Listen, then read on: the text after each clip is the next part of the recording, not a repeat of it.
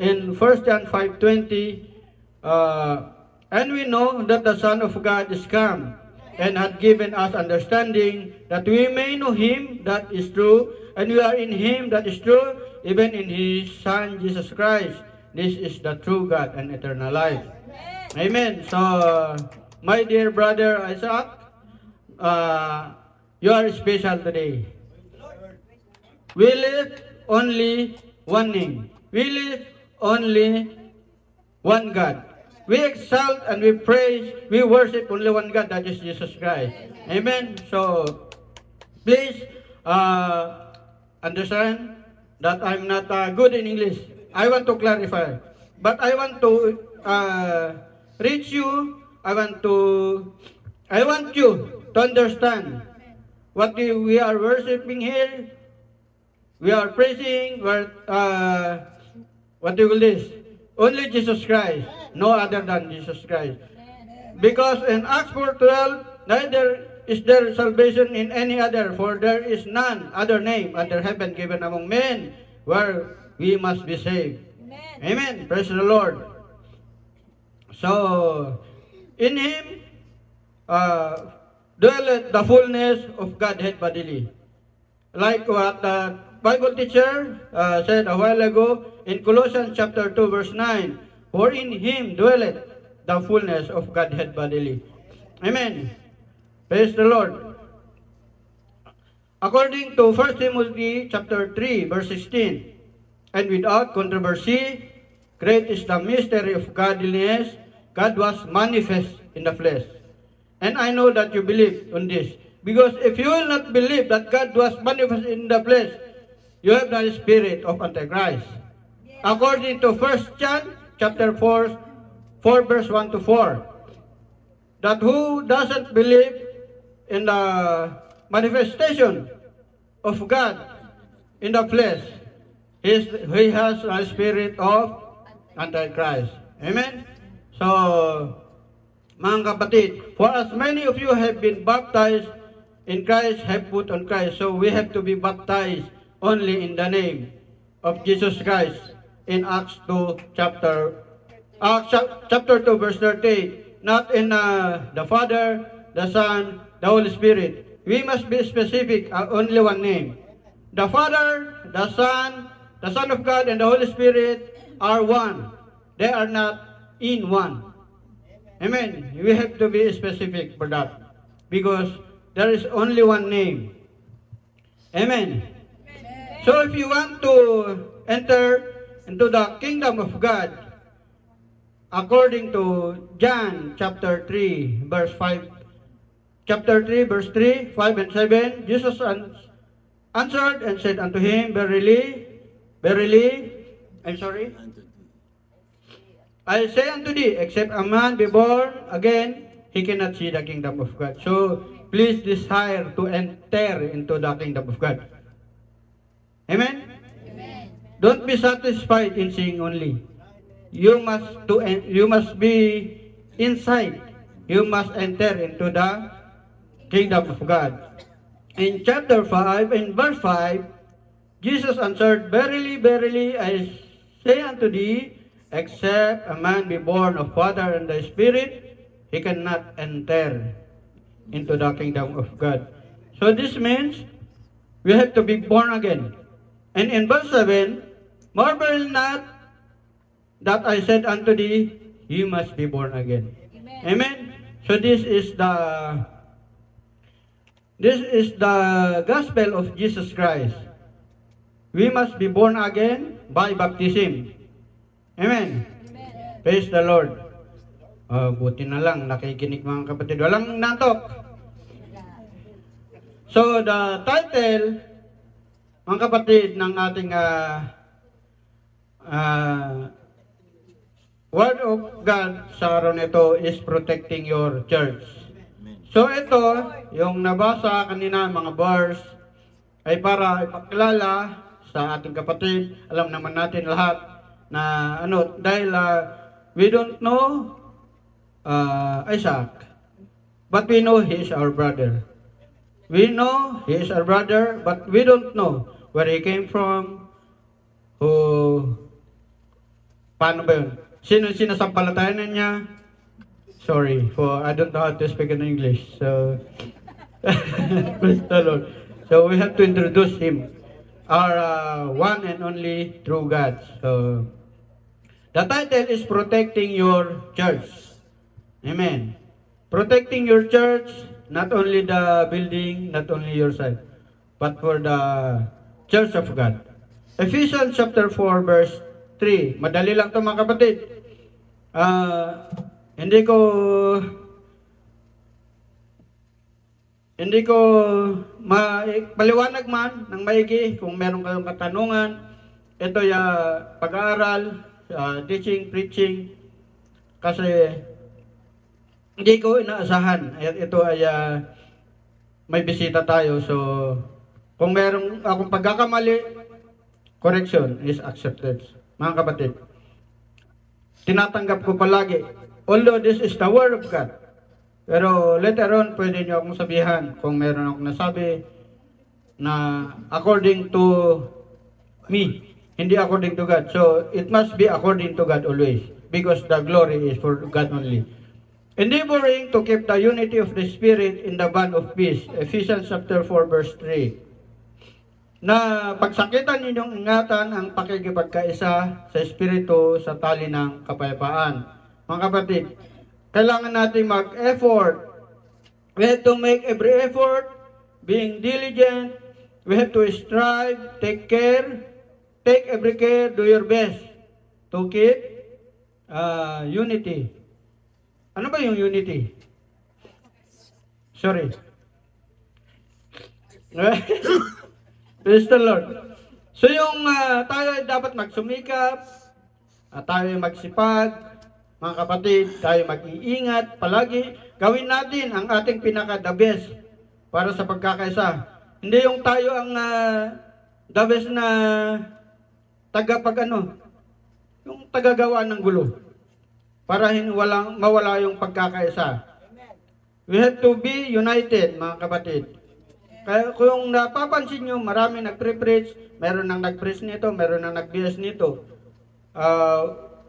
Kailangan ng unity at hindi uniformity. Laging nababanggit naman nag-preach sa mga nag-BBS dito. So ano ba yung unity? Ano ba yung uniformity? Amen? Kung isa tayong Kristiyano, mga kapatid, ay responsibilidad. Correct me.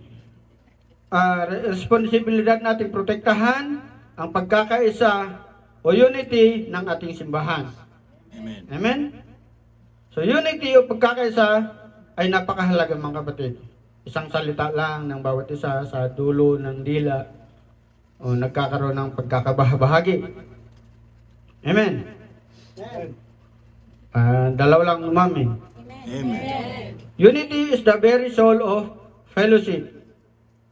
So, pagkakaisa, yung pinakasentro, kaluluwa ng fellowship natin. So, hindi natin masasabing fellowship of Jesus Christ kung lahat dito ay naggaganunan. May nakaka-relate ba? Sirain mo yung unity para mo sinira yung puso. Sabi dito, sinira mo yung puso ng body of Christ. Praise the Lord. Lahat tayo, walang exempted, walang perfect. Amen. Amen.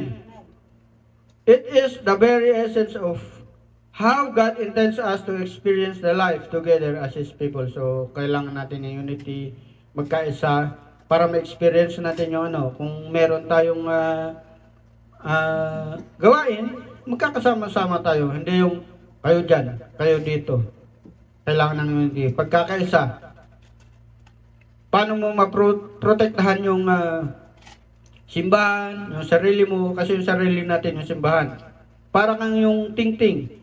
Kailangan hindi ka hihiwalay, kailangan nakagpong ka. Kasi hindi mo magagawa yung bagay ng ikaw lang sarili mo. So kung i-imagine natin, ano ba imagine? Naisip natin, yung ting-ting. Alam niyo yung ting-ting, walis ting-ting? O yung mga mayaman siguro baka hindi maintindihan. Kasi lahat ng mahirap, alam niyo, nagwawalis. So, nagkakaroon ng force, ng unity yan para magawa yung hindi kayang gawin ng nag-isa. Amen. Praise the Lord. Tulad din ng bawat magulang, o tandaan natin, karamihan sa ating mga magulang na, pero, di ba yung, sino bang mga magulang dito? Lahat tayo. Merong mga magulang, may mga asawa, mga bata, pero magulang na. Di ba? So, di ba pag nakikita natin yung mga anak natin, nung nagkakaisa sila, di ba masaya tayo? Katulad, ganun din ang Panginoong Diyos. Kung tayo nagkakaisa at hindi tayo nagkakabahagi. Amen? Ang ating amang nasa langit ay nagkagalak na nakikitang sama-sama nagkakaisa ang kanyang mga anak. Katunayan nga bago arestuhin ang Panginoong Jesus at dinala sa Calvary, sa chapter 17, babasahin natin, siya ay nanalangin ng ating pagkakaisa. Amen. It was our unity that was uppermost in his mind during those agonizing hours. Mantakin niyo mga kapatid. Mga kapatid, habang nandun ang Panginoon na naghihirap, ay ang pagkakaisa natin ang nasa isip niya mga kapatid. Hallelujah, hanggang ngayon, tayo ba ay nagkakaisa o marami pa rin pasaway? O marami daw pasaway. I-load nyo yan sa Panginoon. Thank you, Lord. Nothing on earth is more valuable to God than His church. So, napakahalaga ng bawat kaluluwa. Malayo man, lalo na sa mga naghatid sundo.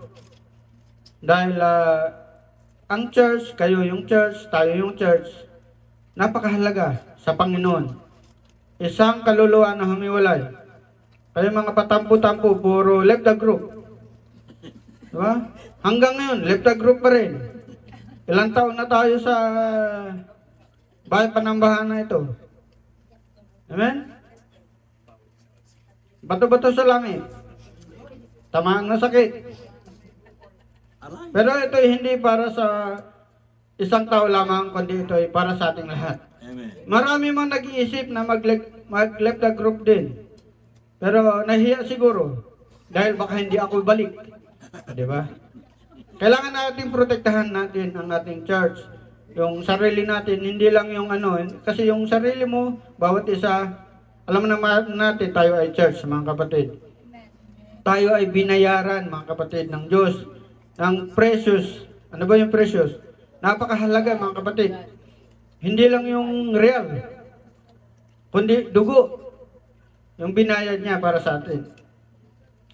Hindi natin kayang gawin yun. Kahit na sabihin mong nanay mo, kapatid mo. Meron yung yung mga magulang, pag nagkakasakit yung anak, sana ako na lang. Pero pag nagkasakit naman, bakit ako pa? Marami naman dyan masasama. Diba? So, kailangan natin, mga kapatid, praise the Lord, kailangan natin na alagaan, protektahan. Uy, saglit lang, mga kapatid.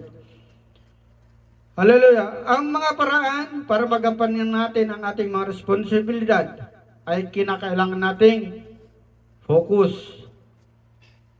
Di ba? Alam natin yung salitang focus. Pero pagdating sa ating sarili, hindi tayo makapokus. Sabi mo, mag-focus ka lang sa Panginoon. Pero pagdating sa ikaw, pagdating sa bawat isa, nagkakaroon ng hindi ko kayang dumalo. Nakikita ko sa Ginoo si ganyan. Di ba? Focus on what we have in common. Amen. Amen. Hindi sa ating mga pagkakaiba, not on our differences. Ito na-preach na to ng mga kapatid, na Bible study ng mga kapatid. Let us therefore follow after things which make for peace, and things wherewith one may edify another. Sa Romans chapter 14 verse 19. Kaya nga sundin ang mga bagay na makapayapa at mga bagay na makapagpatibay sa isa't isa. Ano ba yung makakapagpatibay sa bawat isa?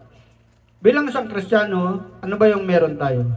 Meron tayong one Lord. Meron tayong one body. one Spirit, one purpose, one baptism, one faith, one hope. Amen? And one love.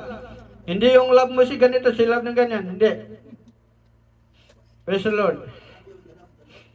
I love you with the love of the Lord, sabi ni Pastor. So, at sinishare din natin ang same salvation. Kasi wala nang ibang salvation. Bakit ba tayo nandito? Dahil sa salvation. Kailangan natin makapasok sa bahay ng Panginoon. Ano bang hinahangad ang bawat isa kundi magkaroon ng salvation? Yun yung sinishare natin, yung magkaroon tayo ng buhay na walang hanggan. Kailangan natin i-share. Sabi ng Panginoon sa Matthew 28:19-20, i-share natin yung gospel niya. Amen? Ano yung future na naghintay sa bawat isa na nagsishare? Siyempre, ang sabi ng Panginoon, pangaral mo ang kanyang salita, pangaral mo ang kanyang gospel. Siya ang nagbigay din, mga kapatid, sa atin ng pagkakaiba. Kung lahat tayo pare-parehas, at lahat tupakin, nag-left the group lahat. Sinong may iwan? Sinong ano? Amen? Maraming mga nakapag-aral. Pero pag tinupak yan, mahirap, mahirap kumbinsin yan. Pero kahit pa paano yung mga hindi nakapag-aral, pag kinumbinsin mo, nag-iisip, oo nga. Oh. Yung bata, pag kinumbinsin mo, madali makumbinsin. Pero pag yung nakapag-aral at nagkaroon ng pride, mahirap kumbinsin yan. Kahit na alam niyang mapapahama ka, bakit? Hindi naman kita kamag-anak ka. Amen? Ang Panginoong Diyos ang nagbigay. Bawat ikaw, bawat tayo, bawat isa, may kanya-kanyang difference, kanya-kanyang pagkakaiba. Praise the Lord. Praise the Lord. Amen. Thank you, Lord. Magising ang bawat isa. Magkakaroon ng rapture, may iwan yung natutulog, malaglag. Ang hindi pagkakanuan o pagkakaroon ng issue at tampuhan ay napag-uusapan. Amen? Lahat napag-uusapan. Kung maalala ko kasi yung nangyari sa amin, buti na lang magaling si makipag-usap. Si Brad Arvin. At least pinalabas kami dun sa compound. Kailangan ng bawat isa, hindi pa dalos-dalos magsalita. Kailangan na magkaroon ng wisdom. Yung wisdom mo, magagamit mo. Galing sa Panginoon. Tulad niyan, yung nangyari sa amin. Hindi ako kinabahan. Pero iniisip ko si Brad Arvin. Kasi siya bago siya doon. Pwede siyang tanggalin. Ako, pinicturean yung plate number ng sasakyan. Pero ako nananangan at naniniwala sa Panginoon. Accept the one whose faith is weak without quarreling over disputable matters. Chapter 14, verse 1 ng Romans. So, tanggapin natin ang kahinaan ng bawat isa. Sa mga asawa natin, mga kaibigan natin. Minsan, pag mainit ang ulo, nadadala sa mga salita na hindi kaya nakapagbitaw ng salita. Sa pagdadrive, maraming nagbumura. Kahit pa pastor yan. Minsan nagsasalita din hindi kaya. Ako'y tao lang. Pero hindi yung rason. Hindi yung rason para magpatuloy. Amen? So kailangan natin protektahan ang ating simbahan sa pamamagitan ng pananalita.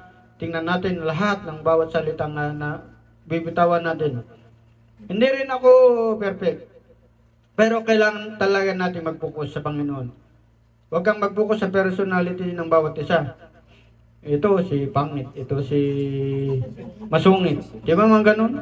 Ayaw kong Hindi, marami nakaturo sa akin eh. Kaya huwag kayo mag-alala. Kaya hindi ko makita ganun. Pero huwag niyong isipin na nagkaganon ako. Kasi lahat tayo. Walang personalan, wala akong pinipinpoint. Lahat tayo dito. Kasi bago ko man iharap yung salita ng Panginoon, nakikita ko yung sarili ko dito. Yung personality ko ba? Tama ba?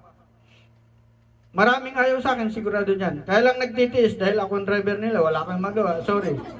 Praise the Lord. Amen? 1 Corinthians chapter 1 verse 10. Malapit, huwag kayong mag-alala.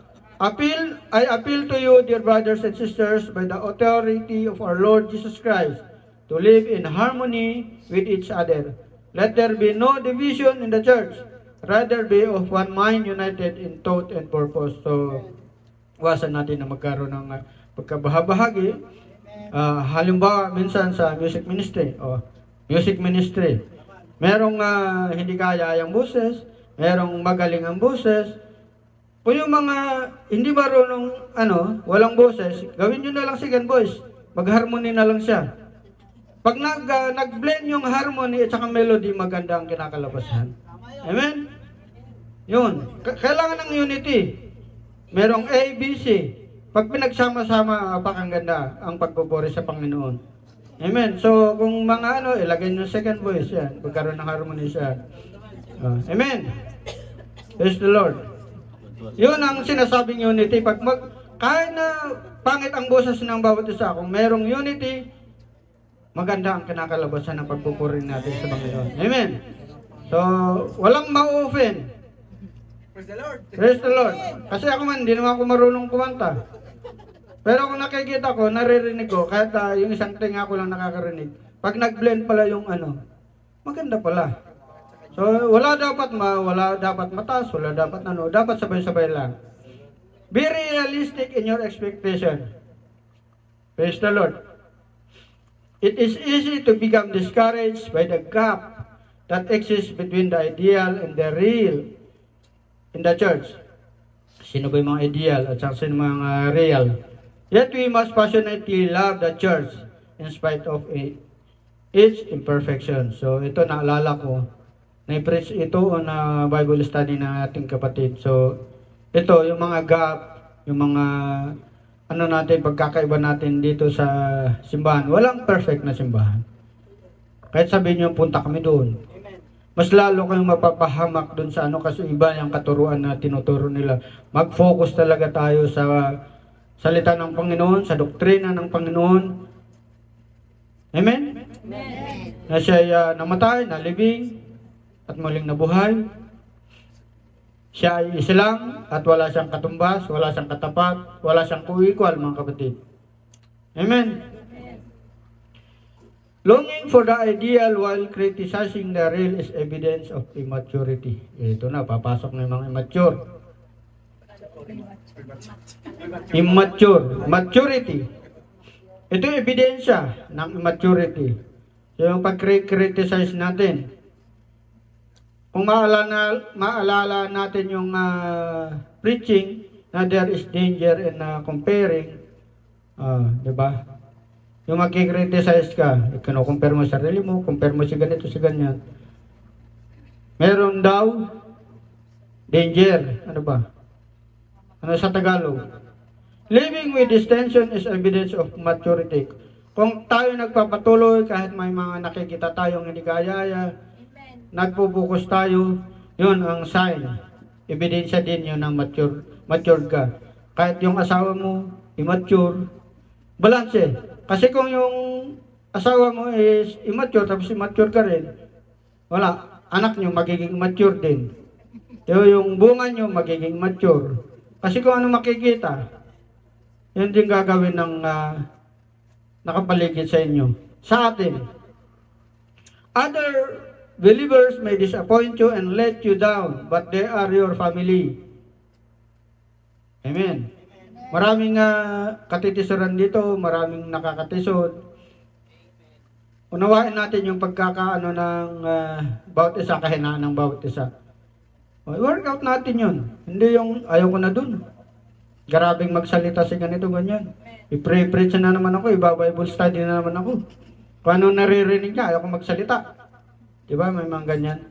Pag nagsama yung dalawa, ako na nang tatamaan, pupunta ako ng CR, iyak-iyak ako. Diba, ako pinapatamaan. Hindi ganun. Word of God is for everybody. Come on. Para sa ating pagiging para sa ating maturity. Sorry. Ephesians chapter 4 verse 2.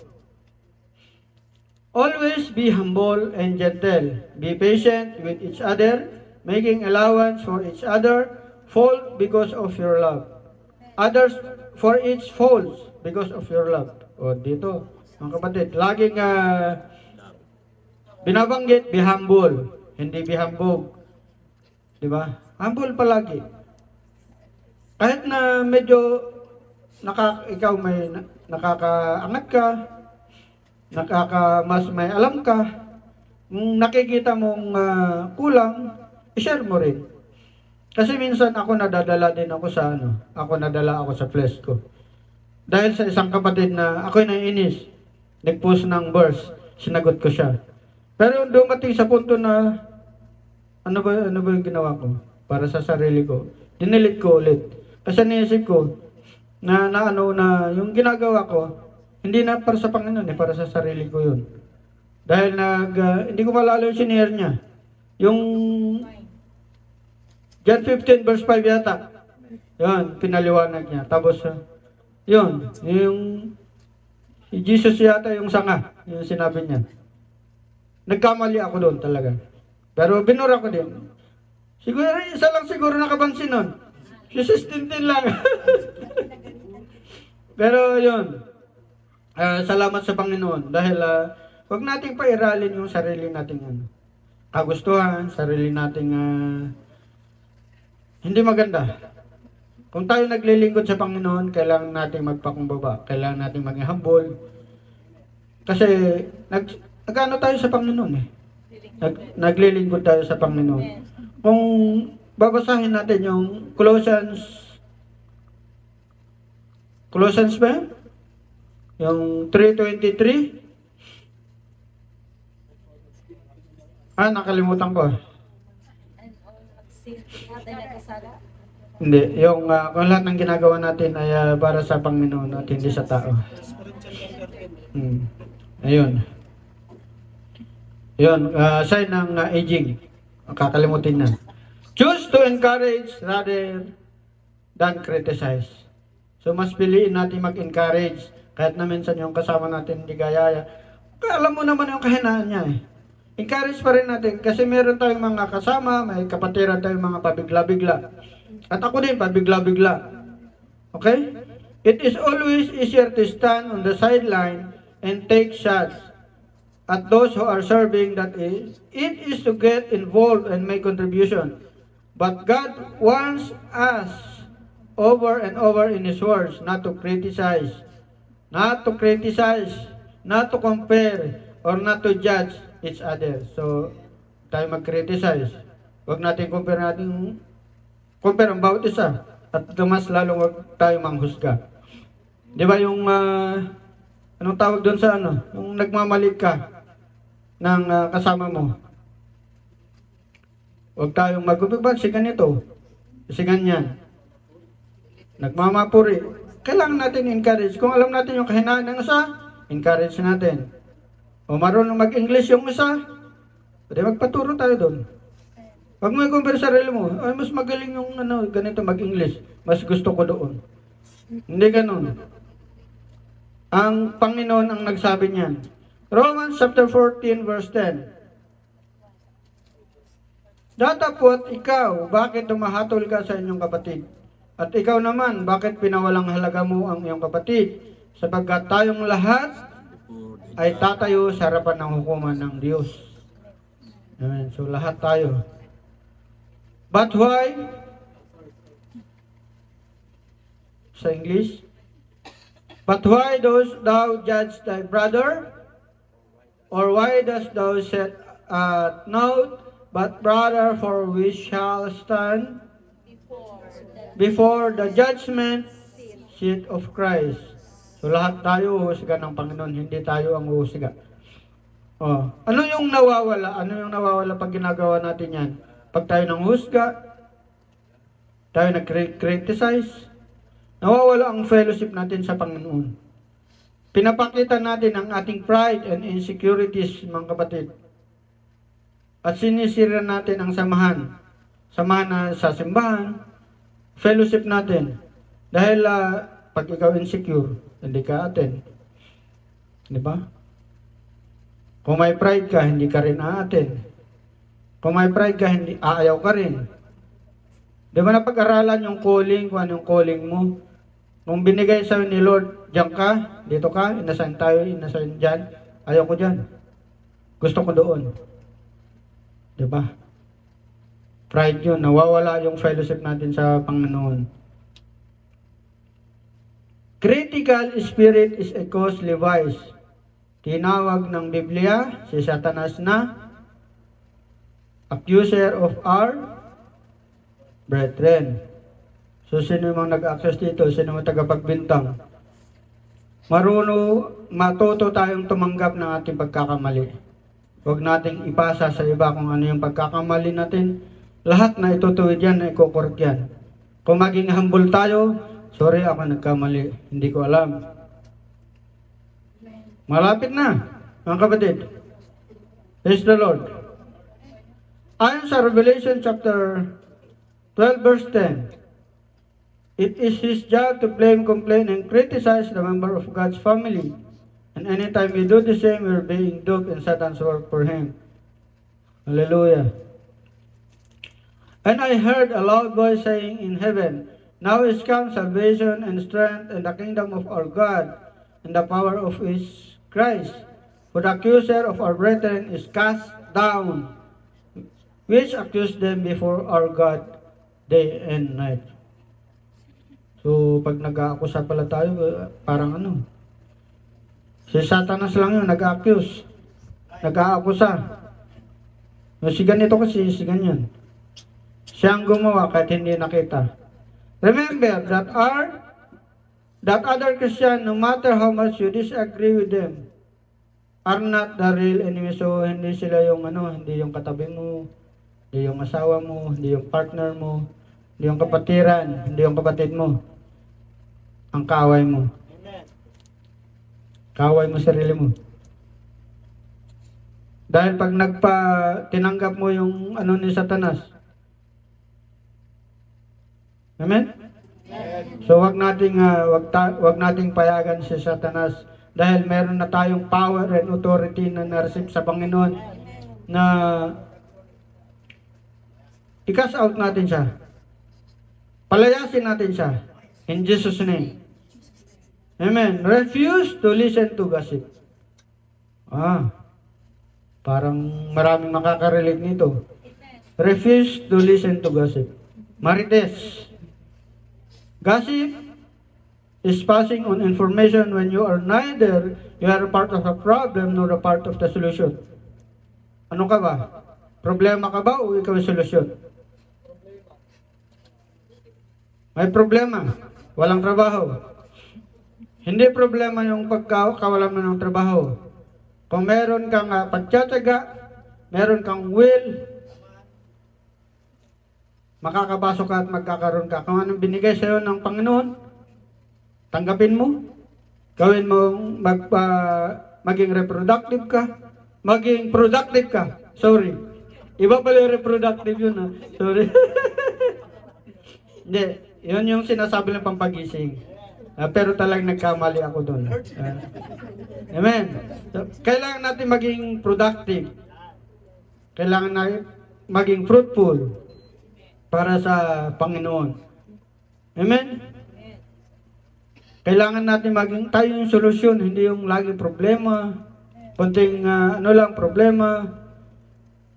Yung ikaw yung solusyon sa problema ng iyong kapatid. Hindi yung ikaw lagi umaasa na ako'y bibigyan. Minsan din ikaw yung mag-provide. Mas maganda yung ikaw nagbibigay kaysa yung ikaw binibigyan. Amen? Amen? Remember that people who gossip to you will gossip about you as well. Besides, if you listen to gossip, God says that you are troublemaker. Tagagawa ng gulo, mga TMG. Troublemaker gang. Sila mga troublemaker. Yan. So, wag naman maging troublemaker ang bawat isa. Kailangan tayo maging solusyon.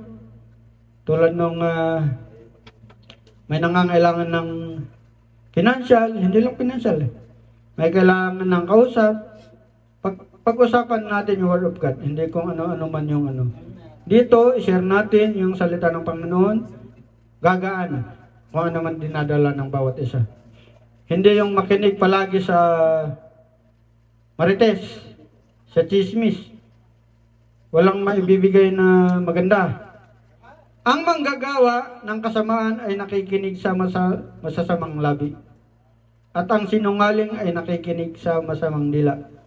O ang sinungaling ay nakikinig din sa sinungaling. Hindi mo ba alam na ikaw nagsisinungaling, yung kausap mo sinungaling din pala. Di ba? Proverbs chapter 17 verse 4. Yan.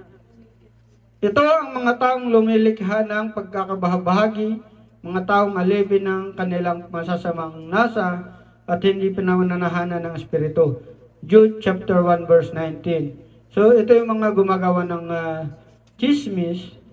Sila yung mga taong lumilikha ng pagkakabahabahagi. Chinismis si ganito. Ito, binigyan ako ng 200. Galing kay ganito. Hindi naman, gusto lang palang pasamaan yung tao. Diba? Amen. Amen. So, walang chismoso dito. Praise the Lord. Praise the Lord. Walang nag-amen. Praise the Lord. Aminado. But if you bite and devour one another, take heed that ye be not consumed one of another. Ngunit kung kayo rin ang nagkakagatan at nagkakasakmalan, magsipag-ingat kayo na baka kayo mga lipulan sa isa't isa. Oh, napakalinaw nito mga kapatid. Kahit sabihin yung magkagatan, kahit sabihin mo pustiso, masakit din yun. So, hindi rason yung apoy tao lang, nagkakamali. Hindi yung rason para gumawa ng alam nating masama. Protektahan natin ang bawat isa kasi nandito tayo sa church, yung church na bumubuo ng FOJC, tayo yun. Kasi kung may bisita, lalo ng ganyan, pag may bisita, ayaw ko na dun sila nagkakagatan. Diba? Imbes na marinig nila yung ebanghelyo, tunay at totoong Diyos, ay iba yung nakikita nila. So, kailangan natin maging ehemplo. Ipakita natin yung proteksyon ng Panginoon. Sa pamamagitan ng proteksyon ng Panginoon, makikita ng mga bisita natin, makikita ng mga unbelievers, yung liwanag na nagmumula sa atin, na galing sa Panginoon. Amen. Practice God's method for conflict resolution. Ito, ano yung conflict? Makaparaanan. Just give the church a simple 3-step process for conflict resolution. But during conflict, it is tempting to complain to a third party rather than courageously seek the truth. In love of the person you are upset with this always makes matter worse. So ito nagpapalala ng mga sitwasyon, may conflict tapos isa ka pang sulsol. Maraming mga ganun na imbes na bigyan ng kapayapaan, payapain ng may nagsusumidhing damdamin, isa pang susulsul yan. Ano ba yung English ng sulsul? Yung imbes na bigyan ng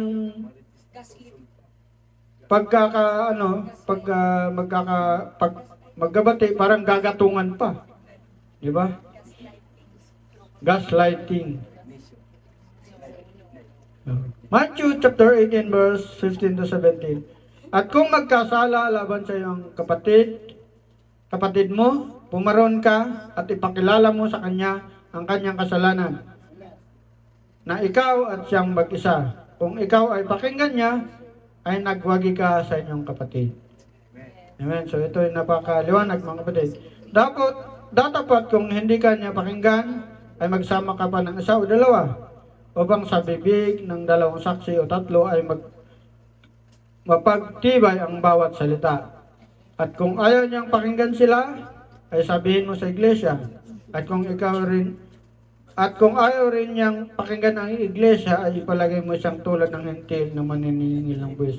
So, palaging pinapaliwanag ng ating pastor, ng ating mga teacher, ng ating mga evangelist, kung kailangan mong kausapin, huwag mong pabayaan na kung mayroon kayong gap, mayroon kang hindi pagkakaunawaan, kailangan niyong mag-usap. Lahat na pag-usapan. Dahil huwag mong isipin na alam naman na niya yung kasalanan niya. Alam naman yung ginawa niya. Hindi kayo magkakaroon ng peace of mind, ng katahimikan, walang unity pag gano'n na pababayaan natin yung mga hindi natin pagkakunawaan sa bawat isa. Pagdating sa church, hindi mag-imikan kahit magbanggaan. In a fellow believers hurt you, go and tell him, work it out. I-work out natin. Maraming mga bisita na nagpunta rito na nakikita na ay sila doon ganito ganyan. Imbes na yung i-share natin yung word of God sa kanila, kahit marunong sila mag-English, mag-Tagalog na rin tayo, alam naman natin, maintindihan naman nila eh. Mga evangelist natin dito, mga teacher natin, lahat, wala naman ang bago dito eh. Kung kahapon ka man nagpunta, hindi ka na bago. 2 araw ka na. Mga kapatid, yung unity, pagprotekta mo sa iyong simbahan ay mahalaga. Pagprotekta mo sa iyong mga kapatid ay mahalaga. Suportahan natin ang ating mga pastor, suportahan natin ang ating mga leaders. One of the sad things you learn in ministry is that people who have been around the church for longest can be the most immature. Amen. Parang maraming tinatamaan dito. Ilang taon na ba tayo dito? Pastor often have the unpleasant task serving as the mediator between the hard or immature members. Tingnan nyo mga kapatid. Kahit na yung pastor natin, kahit na mahabang buhok, ngayon kinakakalbo na.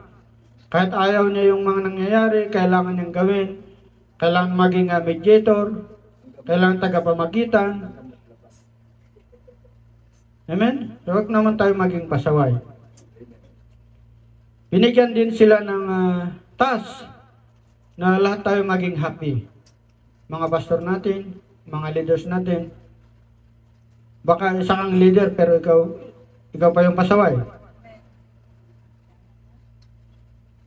Magsitalima tayo mga kapatid sa mga namumuno sa atin. According to Hebrew chapter 13 verse 17. So huwag natin sabihin na engineer ako. Ba't ako susunod yan? Tigawalis lang yan. Hindi ganun mga kapatid. Kung sino yung nasahin ng Panginoon, sino yung leader natin, kahit ano pang posisyon mo, kailangan nating sumunod. Kailangan nating protektahan ang ating simbahan po para hindi tayo magkaroon ng pagkabahabahagi. Amen? Praise the Lord. Malapit na. Chapter 5 verse 12 and 13 ng 1 Thessalonians, Datapwat ipinamamanhik namin sa inyo mga kapatid, inyong kilalanin ang nagpapagal sa inyo at nangamumuno sa inyo sa Panginoon at nangapagpapaalala sa inyo at inyong lubos na pakamahalin sila pag-ibig dahil sa kanilang gawa. Magkaroon kayo ng kapayapaan. Amen. Napakalinaw mga kapatid. Sinasabi ng banal na salita, tayo i-recognize natin yung nilagay ng Panginoon. Kahit na pangit yan, kahit na pandak yan, kahit bansot yan. Diba? Yan, siya ang nilagay ng Panginoon. Kailangan nating sumunod. Hindi porke siya engineer, siya nurse, siya doktor, kailangan nating sundin sa hindi. Kung sino yung tinalaga, tulad ng director natin. Director natin. Kahit wala siyang trabaho, kung ano yung utos niya sa atin, sa music ministry, sumunod tayo. Pero kung utosan niya kayo out of his ministry, tapos labag sa kalooban niyo, pwede niyo pag-usapan niya. Lahat. Lahat na pag-uusapan. Praise the Lord. yung pagkakaisa natin, kailangan natin na ingatan. Amen. It is not always easy to protect the unity of the church. Sometimes you will have to do what's for the body, not yourself showing preference to others. Di ba? Kaya para sa Panginoon to. Para sa lahat. Pagdadala ako ng tubig. Kahit na hindi kaya yung mga painumin. Sabi ng Panginoon, pakainin mo. Alagaan mo ang aking mga tupa. Amen. Malapit na. That one reasons God put us into the church family to learn unselfishness. Kailangan nating matuto na tayo magbigay. Huwag nating wag mag-focus sa sarili lang. Dahil hindi naman yung sarili natin, aanhin ba natin yung sarili natin? Kung hindi naman tayo makakasama sa rapture. Pero protektahan mo lang sarili mo, hindi yung kongregasyon. Unselfishness. So, tingnan natin yung mga nagpapagal na minsan nakre-criticize ang bawat isa. Yung ginagawa niya para sa Panginoon, hindi sa'yo. Hindi na siya nagbibigay sa akin ng ganito niyan. Yun. So, tingnan natin. As a member of church, we learn to say we instead of I. Wala yung I, me, myself. Walang I, me, myself dito. Instead of we, kailangan nating lahat tayo. Instead of I, we have to say we.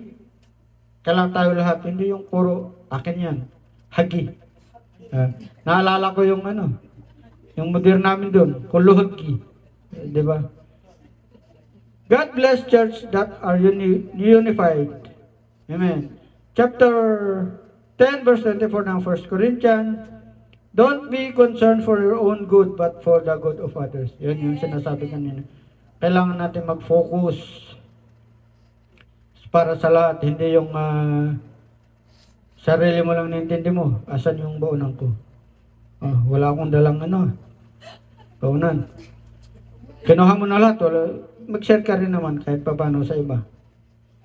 When God has a bunch of baby believers, He wants to deliver, He looks for the warmest incubator. Diba mga nurse dito, nakakaano dito?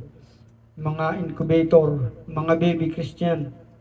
Mga asal baby, matanda naman. Diba? So, dito, ang gusto ng Panginoon, lahat tayo mainit na nagsisilbi sa Panginoon. Amen? When they find church where people genuinely love and care for each other, you would have to lock the doors to keep away what are doing personally to make your church family more warm and loving. So, kung nakita mo ng minsan na nanghihina, nanlalamig, hilahin mo ulit, pasok mo ulit, mga kapatid. Pag yung ikaw yung, ay oo nga, susulsulan mo pa, di lalong lumamig na, ng lamig. Amen? Praise the Lord. Ephesians chapter 6, verse 11 and 16. Put on the whole armor of God, that you may be able to stand against the wiles of the devil. Amen. So para maprotektahan mo yung Church of God, sarili, kailangan nating ibihis. Ano yung armor of God?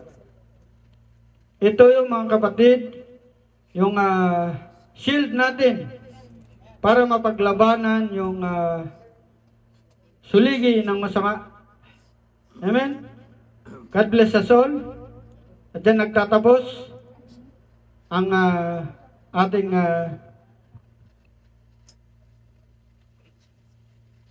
Bible preaching sa araw nito. Tayo tumayo mga kapatid. Praise the Lord.